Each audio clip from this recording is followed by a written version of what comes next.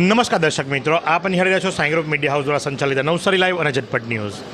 પ્રતિ વર્ષે યોજાતી નવસારી બાર કાઉન્સિલની ચૂંટણી આવતીકાલે એટલે કે 20મી તારીખે યોજાવા જઈ રહી છે અને દર વખતે એડવોકેટો પોતાના અને સાથી મિત્રોના પ્રશ્નો માટે ચૂંટણીની અંદર નવા મુદ્દાઓ લઈ અને ઉમેદવારી નોંધાવતા હોય છે। તો આ વખતે પણ જ્યારે આવતીકાલે ચૂંટણી છે તો ત્યારે આવતીકાલે ચૂંટણી હોવાના કારણે આજ રોજ અમે આવી પહોંચ્યા છે કોર્ટ કચેરી ખાતે અને બાર એસોસિએશનની જે ચૂંટણી છે એના સંદર્ભની અંદર જે ચૂંટણી કમિશનર તરીકે વરિષ્ઠ એડવોકેટ એવા સીપી નાયક કે જેમની સાથે વાત કરવાનો મને પણ ખૂબ જ આનંદ થાય છે। સીપી સાહેબ, સૌથી પહેલાં તો નવસારી લાઈવમાં આપનું હાર્દિક સ્વાગત છે। બોલો। આ વખતની ચૂંટણીની અંદર કેટલા ઉમેદવારોએ ફોર્મ ભર્યું છે અને એક ફોર્મ રદ થવાના કારણે પણ આ વખતની ચૂંટણી ઘણી ચર્ચામાં છે, શું જણાવશો? આ પહેલી વખત નથી બન્યું, આ અગાઉ બી ફોર્મો કેન્સલ કરવામાં આવેલા છે ને બીજી વિશેષતા તો એ છે કે ભાઈ ટોટલ 16 હતા, તેમાં 9ના પાસ થયા, 9 કોન્ટેસ્ટ કરી રહ્યા છે। હવે એક ઉમેદવાર હતા પ્રમુખના, તેમનું એક ફોર્મ કેન્સલ થયું ને એક ફોર્મ મંજૂર થયું હતું, એટલે એ કન્ટિન્યુ જ રહ્યા છે। ને વિશેષતા તો બીજી કે અમને કંઈ વિશેષ દેખાતી નથી, જે અમે કાયદાકીય નોમ નક્કી કરેલા હોય, there are two things in the act. When there is no provision in the act, then the general provision applies. આ વકીલ લોકોએ બી સમજવા જેવી વાત છે। દરેક વસ્તુના કાયદા કંઈ બનાવેલા હોતા નથી, અમુક વસ્તુ આપણે છે જ્યારે આપણે ધારો કે અમારું જે બંધારણ છે એમાં કંઈ અમુક પ્રોવિઝન નહીં નાખેલું હોય તો ભાઈ જનરલ એક્ટ પ્રમાણે વર્તવું પડે। એટલે ઇલેક્શન છે, રસપ્રદ છે, શાંતિથી પતશે ને દરેક ઉમેદવાર સક્ષમ છે, બધાને શુભકામના પાછું। તો સાથે જ ભૂતપૂર્વ પ્રમુખ અને હવે ચૂંટણી કમિશનર, એક ભૂતપૂર્વ પ્રમુખ રહી ચૂક્યા છો અને હવે ચૂંટણી કમિશનર તરીકેની જ્યારે ફરજ અદા કરો છો તો શું કહેશો? કારણ કે તમે તો આ પ્રક્રિયામાંથી પસાર થઈ ચૂક્યા છો અને જે મુદ્દો હતો કે ભાઈ નામ ભરવા બાબતમાં લઈ અને વિસંગતતાઓ આવી હતી, સીપી સાહેબે તો જણાવ્યું, આપ શું જણાવશો? નમસ્તે। ચૂંટણીની જે પ્રક્રિયા છે અને ચૂંટણીના જે નિયમો છે એ પહેલેથી જ શરૂઆતથી જ જ્યારે ફોર્મ આપવામાં આવ્યા ત્યારે જણાવવામાં જ આવેલા હતા તમામ ઉમેદવારો જે ફોર્મ લઈ ગયા હતા તેમને રૂબરૂ અમને જણાવેલું હતું કે આ પ્રમાણે જે યાદી બાર કાઉન્સિલ ઓફ ગુજરાતે મોકલાવેલી છે એની અંદર જે યાદી 530ની છે એ 530ની યાદીની અંદર જે પ્રમાણેના નામો છે એ જ પ્રમાણે તમારે ઉમેદવારી ફોર્મની અંદર લખીને મૂકવાના છે। એટલે વકીલ તરીકે જ્યારે અમે લોકો એક ચૂંટણી કમિશનર તરીકે એમને એક સૂચના અને એક કાર્યપદ્ધતિ અમને સમજાવીએ છીએ ત્યારે એમને એ અનુસરવી જોઈએ અને જો એ અનુસરે નહીં તો પછી જે પ્રમાણેના અત્યારે 6 ફોર્મો કેન્સલ થયા છે એ પ્રમાણે એ લોકોએ ભોગવવું પડે અને એ લોકોએ જોયું છે। આ વસ્તુ આજે થયું છે તો ભવિષ્યકાળની અંદર પણ આ વસ્તુ રિપીટેડ નહીં થાય એની એ લોકો કાળજી લેશે અત્યાર પછીના જે પણ કંઈ આવે તે। એટલે જે વસ્તુ નિયમ પ્રમાણે થાય છે એ નિયમ પ્રમાણે થશે જ અને ભવિષ્યમાં પણ થશે, પરંતુ એ લોકોને એક સબક મળે અને સબક નહીં પણ એક ચોકસાઈ કહેવાય અને ચૂંટણીની કાર્યપદ્ધતિ કહેવાય। ત્યાર પછી પણ અમે જે ચૂંટણીલક્ષી કાર્યક્રમો જે છે એ પ્રમાણે અમે દરેક વખતે અમારા બોર્ડ પર લખતા જોઈએ છીએ, અમારા જે વોટ્સએપ ગ્રુપો છે એની અંદર અમે ફેરવતા હોઈએ છીએ। એટલે એક નિયમો અમે એમને ચોકસાઈથી જણાવતા હોઈએ છીએ અને એ પ્રમાણે એમને વર્તન કરવાનું હોય છે। અત્યારે બી હાલમાં જે આવતીકાલે 20 તારીખે જે ચૂંટણી યોજાનાર છે એ સવારે 10થી 4 દરમિયાન જે યોજાનાર છે એના નિયમો પણ અમે અમારા બોર્ડ પર મૂકી દીધા છે। એટલે મહેરબાની કરીને અમે એક વિનંતી કરીએ છીએ કમિશનર તરીકે કે જે નિયમો છે એને ફોલો કરજો અને વાદ વિવાદમાં નહીં પડતા અને જે પ્રમાણે ચૂંટણીનો માહોલ છે એ વ્યવસ્થિત ચાલે અને પૂર્ણ થાય અને ભવિષ્ય તમારું જે છે એ આગળ તમારા ઉમેદવારીમાં જે પણ કંઈ થાય નિર્ણય આવે એ તમારા હિતમાં આવશે અને 4 વાગ્યા પછી એની મતગણતરી કરવામાં આવશે। એ પ્રમાણેનો આખો જે યોજના જે છે એ 5 વાગ્યા પછી એ આખી જે છે કાર્યપદ્ધતિ એ બધી જ વસ્તુઓ અમે જણાવી દીધી છે। એટલે દરેક ઉમેદવાર, દરેક મતદાન અને તેના સાથેના જેટલા બી વ્યક્તિઓ જે મદદગાર છે એ લોકોને અમે વિનંતી કરીએ છીએ કે કાલનો જે ચૂંટણીનો માહોલ છે એ શાંતિપ્રિય રહે અને વ્યવસ્થિત અને પાર પડે એવું તમામને હું એ કરું છું અને અમને મદદરૂપ થાય, કોઈપણ જાતના વાદ વિવાદમાં નહીં પડો તે પ્રમાણેની વિનંતી કરીએ છીએ। તો સાથે જ કલ્પનાબેન પણ છે। કલ્પનાબેન, આપનું પણ નવસારી લાઈવની અંદર હાર્દિક સ્વાગત છે। આપ પણ ચૂંટણી કમિશનર છો અને આ વખતેની ચૂંટણી રસપ્રદ એટલે લાગી રહી છે કારણ કે બેનરો લાગ્યા હતા કોર્ટ પરિસરની અંદર અને ખાસ કરીને ફાસ્ટેગ કોર્ટના બિલ્ડિંગ પર પણ બેનર લાગ્યા હતા। ભૂતકાળમાં છેલ્લા 4 વર્ષથી હું આ તમારી ચૂંટણી કવર કરું છું, મેં બેનરો નહોતા જોયા, પહેલી વાર બેનરો જોયા, શું જણાવશો? એ જે બેનરો લગાવવામાં આવ્યા હતા તે એકચ્યુઅલી અમને પૂછ્યા વગર લગાવવામાં આવ્યા હતા અને એ વસ્તુ અને આ કોર્ટ પરિસર છે એમાં જે આ બેનરો લગાવ્યા હતા તે ખૂબ વ્યાજબી જ નહોતું અને એની જાણ અમને થતાં અમે તરત જ અમારા જે ઉમેદવાર જે છે તેમને જણાવ્યું કે આ વસ્તુ યોગ્ય અને વ્યાજબી નથી એટલે એમણે પણ અમને સહકાર આપ્યો અને એમણે બેરેજ પોતે લઈ લીધા છે. સીપી સાહેબ, છેલ્લો સવાલ આપની સાથે, કારણ કે આપ જવાબ આપો ને એ જવાબ અમને પણ ગમે અને જનતાને પણ ગમે.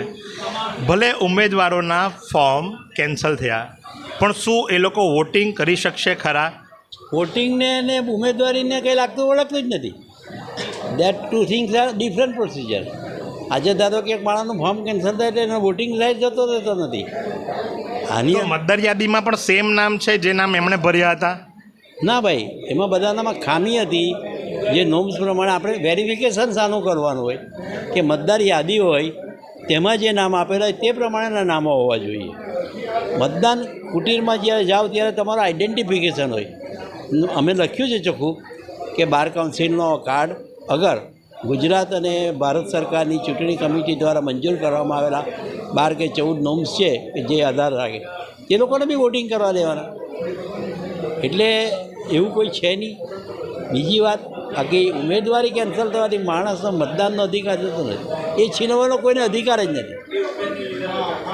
તો જે અંતિમ પ્રશ્ન હતો એ પણ પૂર્ણ થઈ ચૂક્યો છે અને જે પ્રશ્ન અંતિમ હતો એ એમ હતો કે ભલે ઉમેદવારી એમની રદ થઈ છે કારણ કે ફોર્મ ભરવામાં એમણે મિસ્ટેક કરી છે, પણ એ વોટ ચોક્કસથી આપી શકશે. તો આ તો હતા ચૂંટણી કમિશનરો, પણ હવે જેમણે ઉમેદવારી નોંધાવી છે ને જેમનું આવતીકાલે બીજા સાથી વકીલ મિત્રો જે ખરા એ ભવિષ્ય નક્કી કરવાના છે, એમને પણ મળીશું એક વિરામ બાદ. નિહાળતા રહો નવસારી લાઈવ.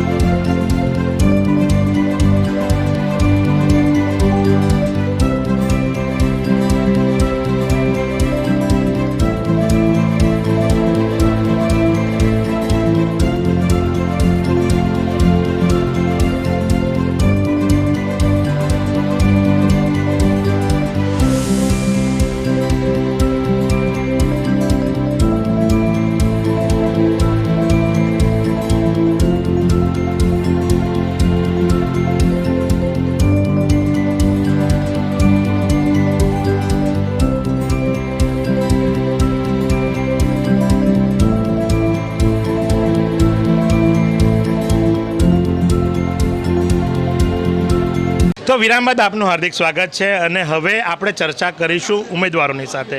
અને બાર કાઉન્સિલની ચૂંટણી પ્રતિવર્ષ યોજાય છે અને આ નવસારી બાર કાઉન્સિલ છે અને વકીલ મિત્રોની સાથે વાતો કરીશું અને જાણીશું કે ભાઈ એમનો આ વખતનો એજન્ડો શું છે, શું વિચારો લઈ અને સાથી મિત્રોને મદદ કરવા માટે એઓ ચૂંટણી જંગની અંદર ઉતર્યા છે. આપનું નામ અને કયા હોદ્દા માટે આપ ઊભા રહ્યા છો? મારું નામ છે નિવિલ મનુભાઈ પટેલ. સને 2025ના જે નવસારી ડિસ્ટ્રિક્ટ બાર એસોસિએશનની જે ચૂંટણી થવાની છે તેમાં મેં પ્રમુખ પદ તરીકે મેં ઉમેદવારી નોંધાવેલી છે. શું વિચારો લઈને ઉતર્યા છો અને સાથી મિત્રોને કઈ રીતે મદદરૂપ થશો આપ?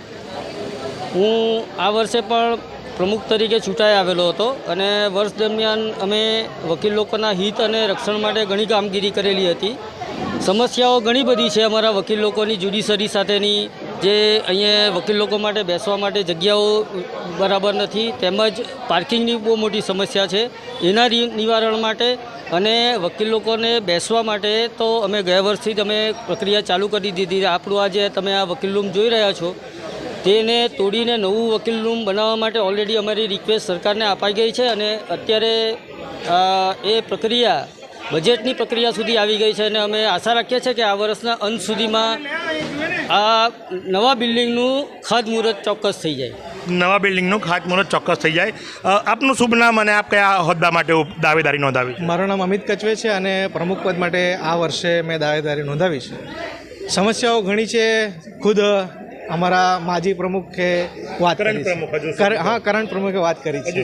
હવે એ લિસ્ટ એટલી લાંબી થઈ ગઈ છે કે કોઈ સોલ્યુશન હજી સુધી આવ્યા નથી.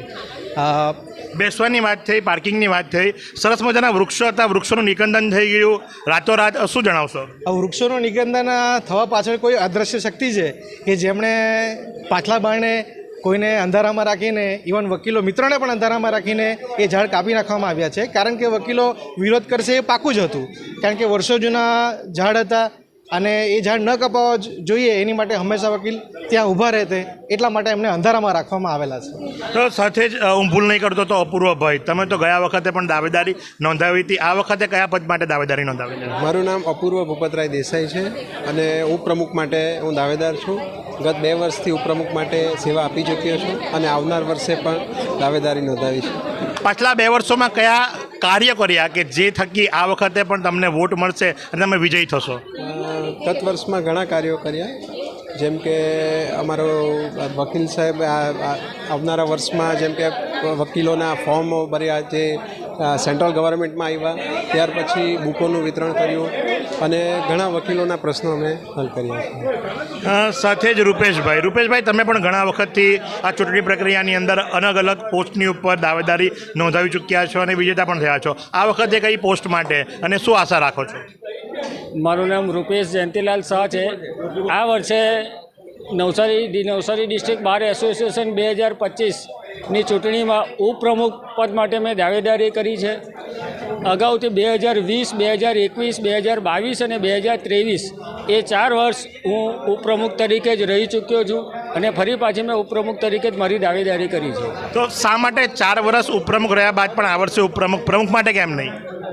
હાલ જો જોઈએ તો આ વર્ષે ઘણા બધા પ્રશ્નો એવા છે કે જેમ કરીને કે ફાસ્ટેગ બિલ્ડિંગ બને છે અને એ બિલ્ડિંગ બનાવવા માટે પીડબ્લ્યુડી દ્વારા શનિવારના રોજ રજાને દિવસે કોઈપણ વકીલ મિત્રને કે બારને કે ડિસ્ટ્રિક્ટ કોર્ટને કે કોઈને પણ જાણ કર્યા વગર ઝાડો કાપવાની શરૂઆત કરેલી. તે અંગે તરત જ અમોને જાણ થતાં અમોએ તરત કામ અટકાવેલું છે. ત્યાર પછી ડિસ્ટ્રિક્ટ જજ અને પીડબ્લ્યુડીનો સંપર્ક સાધી અને એક પણ ઝાડ નહીં કપાય તેવી બાંહેધરી પણ લીધેલી છે પીડબ્લ્યુડી પાસે. એટલે એ ડિસ્ટ્રિક્ટ ફેમિલી કોર્ટ બનશે, તે સિવાય અમારો બાર રૂમ પણ બનાવવાનો છે. એ સિવાય ફેમિલી કોર્ટ બનશે એટલે ટ્રાફિકની ને હાથે બધી પાર્કિંગની બધી સમસ્યા સર્જાશે અને એનું નિરાકરણ લાવવા માટે બી કોઈક સચોટ અવાજ જોઈશે. એના માટે મેં પોતે ઉપપ્રમુખ માટે દાવેદારી કરી છે. ખૂબ જ સારી રજૂઆત છે. આપનું શુભ નામ અને કયા પદના ઉમેદવાર આપ છો?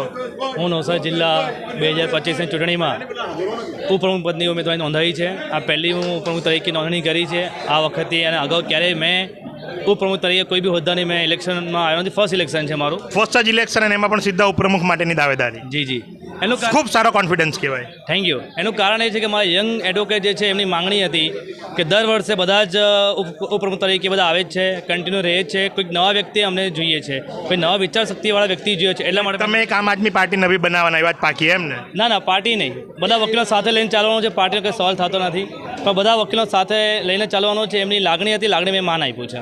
તો સાથે જ મહિલા ઉમેદવારો પણ છે, એમની સાથે પણ વાતો કરીશું. બેન, આપનું શુભ નામ શું છે અને આપ કયા ઉમેદવાર માટેના દાવેદાર છો? મારું નામ હરપતિ રશ્મિબેન છે. હું સેક્રેટરીમાં મારું ઉમેદવારી નોંધાવી છે અને હું સેક્રેટરી તરીકે જે આ વકીલ બારના જે મહિલાના પ્રશ્નો હોય કે વકીલ મંડળના જે પ્રશ્નો હોય એમને હલ કરવાના બધા પ્રમુખો સાથે પણ સહયોગની સાથે રહીને પ્રશ્નો હલ કરીશું, એવા પ્રયત્નો કરીશું અને તેમની સાથે અમે કંઈક નવા પ્રોગ્રામો બી કરીશું.